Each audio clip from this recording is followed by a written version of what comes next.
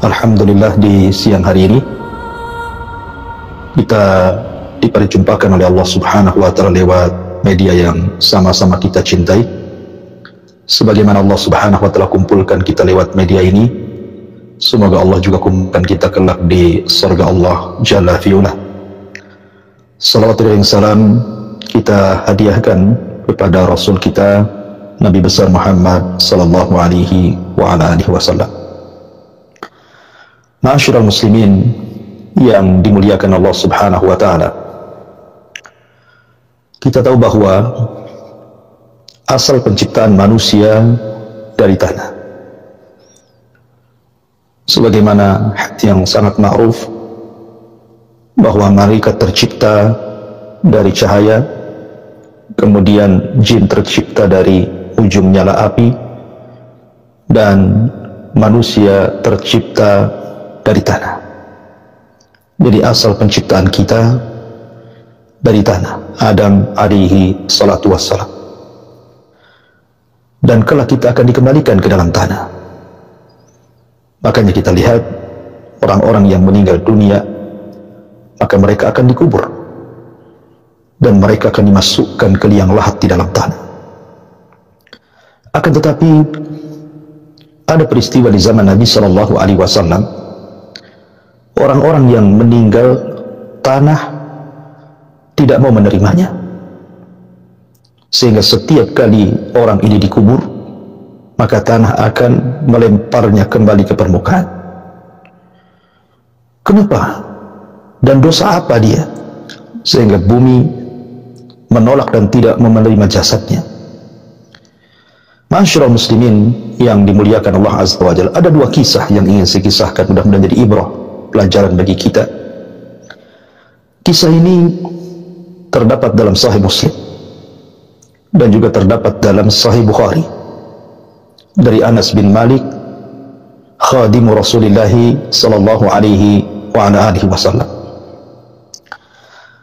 Ma'asyiral muslimin yang dimuliakan Allah Azza wa Jalla, an Anas bin Malik qala kana minna rajulun min Bani Najjar qad qara'a al-Baqarah wal Imran wa kana yaktubu li Rasulillah sallallahu alaihi wasallam. Ada seseorang di antara kami, kata Anas, yang tergolong dalam suku Bani Najjar, dan dia membaca surah Al-Baqarah dan surah Al-Imran, bahkan hafal kedua surat ini dari Nabi sallallahu alaihi wasallam, dan dia pun menjadi sekretaris wahyu Nabi sallallahu alaihi wa ala alihi wasallam. Kemudian fantalaqa hariban hatta lahiqa bi ahli alkitab. Kemudian dia melarikan diri dan menjadi pemberontak bagi Nabi sallallahu alaihi wasallam, kemudian bergabung dengan ahli kitab. Kemudian farafa'uhu qalu hadza qad kana yaktubu li Muhammadin sallallahu alaihi wasallam fa'ajabu bihi fama labisa an qasama Allahu unuqahu fihim fahafaru lahu fawarauhu fa asbahatil ardu qad nabadathu ala wajhiha thumma adu fahafaru lahu fawarauhu wa asbahatil ardu nabadathu ala wajhiha.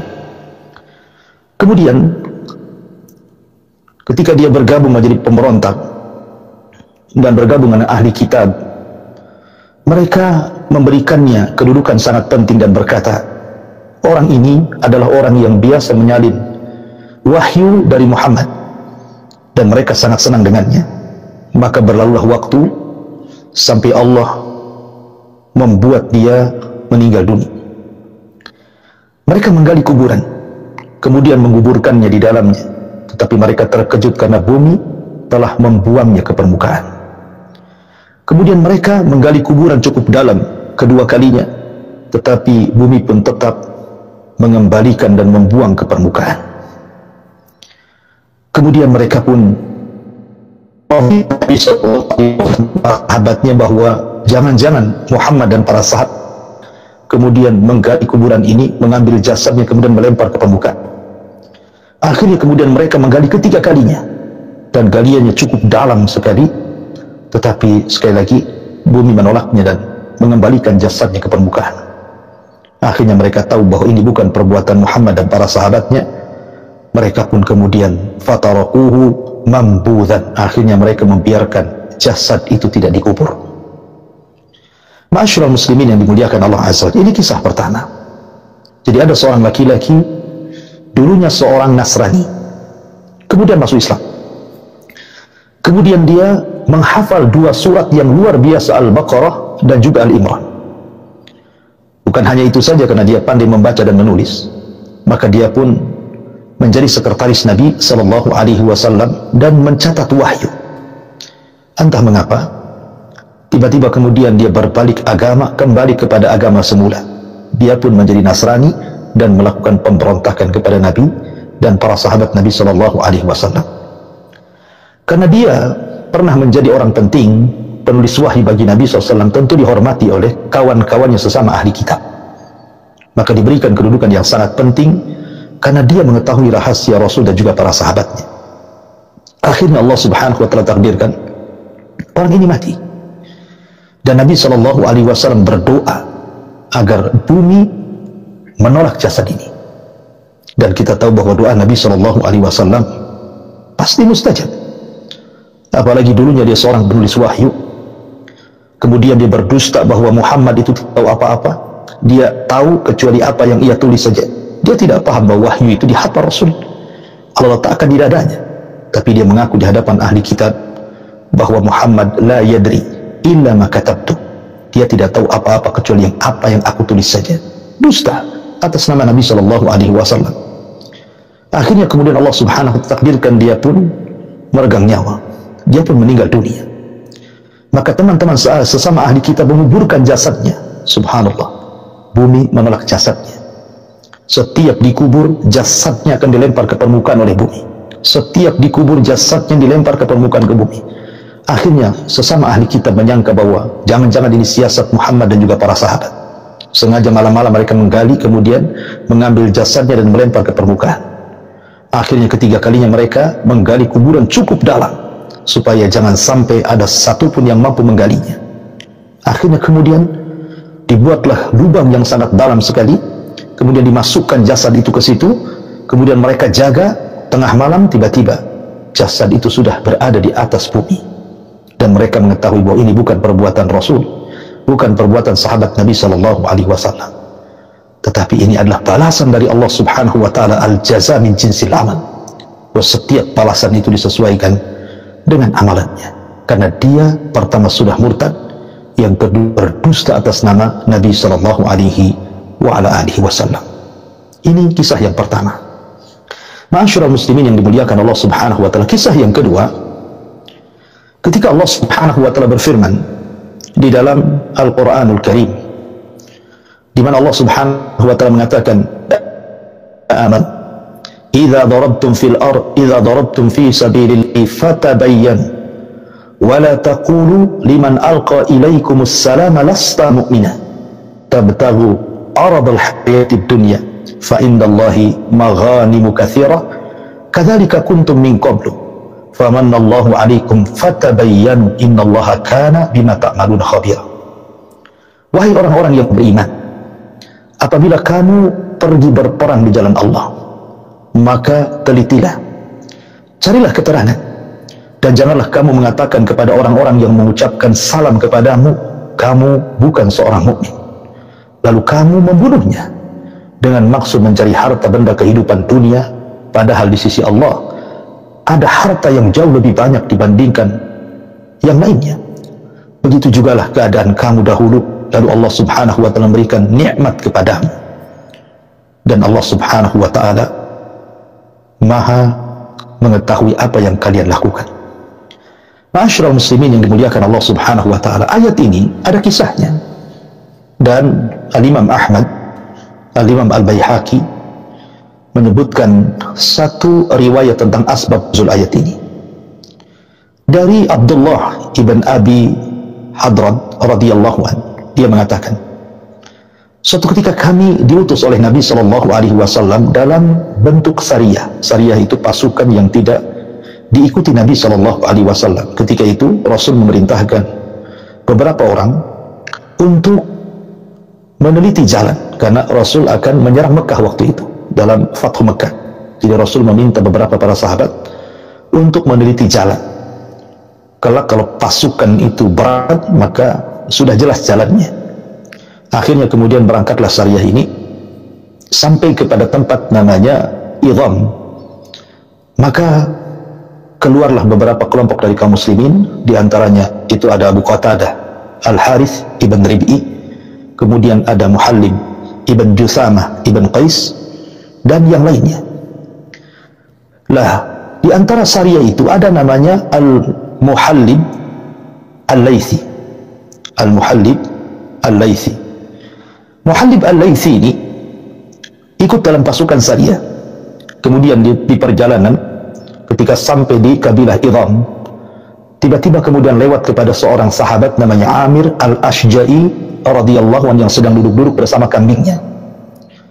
Lah rupanya Al-Muhallib Al-Laythi ini yang tergabung dalam Sariyah, pasukan yang diutus Rasul tanpa dipimpin Rasul, ada masalah pribadi dengan Amir Al-Ashja'i radhiyallahu anhu. Kemudian ketika rombongan ini lewat di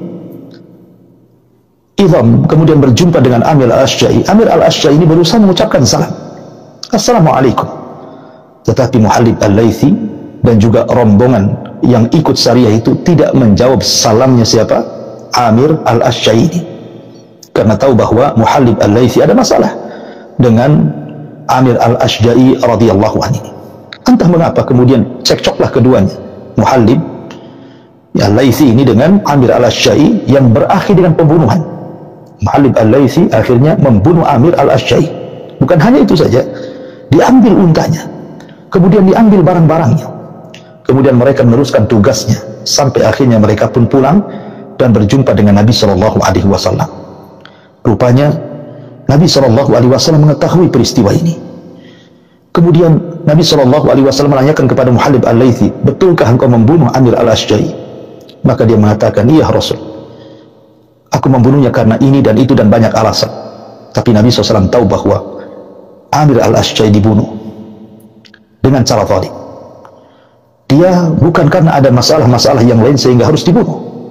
Sehingga Nabi SAW murka. Kemudian Nabi SAW sampai mengatakan, wallahi ma ghafarallahu lak, demi Allah, Allah tidak akan mengampuni dosa. Walaupun riwayat yang tambahan ini ada yang melemahkan para ulama. Akan tetapi kemudian Nabi SAW pun memanggil keluarga Amir Al-Ashja'i, suruh damai. Apakah harus ada kisas? Karena bagaimanapun dalam Islam, membunuh dibunuh, ataukah membayar diat. Akhirnya kemudian sepakat keluarga Amir Al-Ashja'i minta bayar diat dengan membayar 100 ekor unta.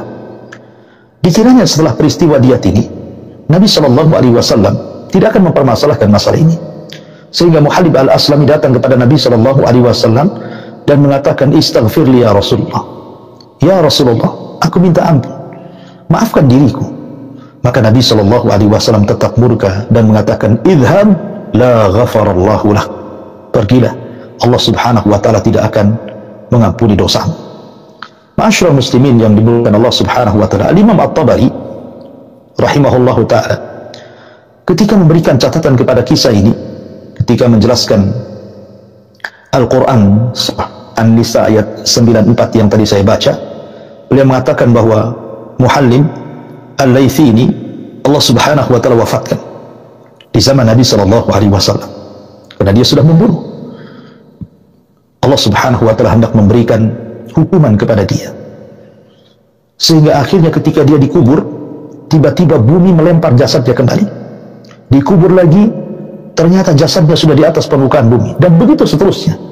Akhirnya terpaksa dia pun faulkiya baina jabalaini, dilempar di antara dua gunung, kemudian dilempari dengan batu, dan begitulah cara menguburkannya. Sampai-sampai Nabi SAW mengatakan, annal arda la tuqbal man huwa asyarru minhu. Annal arda la taqbal man huwa asyarru minhu. Sesungguhnya bumi itu tidak menerima manusia yang jauh lebih buruk dibandingkan Muhallim Al-Laythi ini. Walakin Allah arada an yuriyakum ayat fi qatlil mu'min. Tapi Allah Subhanahu wa ta'ala hendak memperlihatkan kepada kita tanda-tanda kebesarannya, bahwa membunuh seorang mukmin ini bukan perkara ringan. Ini perkara besar sehingga Allah Subhanahu wa taala ingin memberikan pelajaran bagaimana bumi menolak jasadnya Muhallim Al-Laisi ini, karena dia telah membunuh seorang mukmin, Amir Al-Ashja'i radhiyallahu anhu. Walaupun sekali lagi sebagian para ulama mengatakan ada sebagian riwayatnya fihi nadhar, tetapi ada juga sebagian riwayat yang dihasankan dan disahihkan oleh sebagian para ulama. Akan tetapi yang ingin saya katakan sebagai nasihat dalam mukaddimah kajian di siang hari ini, di sini ada 3 poin yang harus Anda hindari. Pertama, jangan sampai murtad. Lihat bagaimana kisah yang pertama. Yang kedua, jangan berdusta atas nama Nabi SAW. Karena Nabi SAW mengatakan, "Man kadzaba alayya muta'ammidan falyatabawwa maq'adahu minan nar." Barang siapa yang sengaja seseorang berdusta atas nama Nabi SAW, silahkan tempat duduknya di neraka. Kemudian yang terakhir, ingat darah seorang mukmin, darah seorang muslim itu sangat-sangat berharga dalam Islam, karena bagaimanapun darah seorang muslim lebih berharga dibandingkan dunia dan isinya. Kalau seandainya ada orang yang menghancurkan Ka'bah sekeping demi sekeping, jauh lebih berharga nyawa seorang mukmin daripada hancurnya Ka'bah yang kita tahu semuanya merupakan kiblat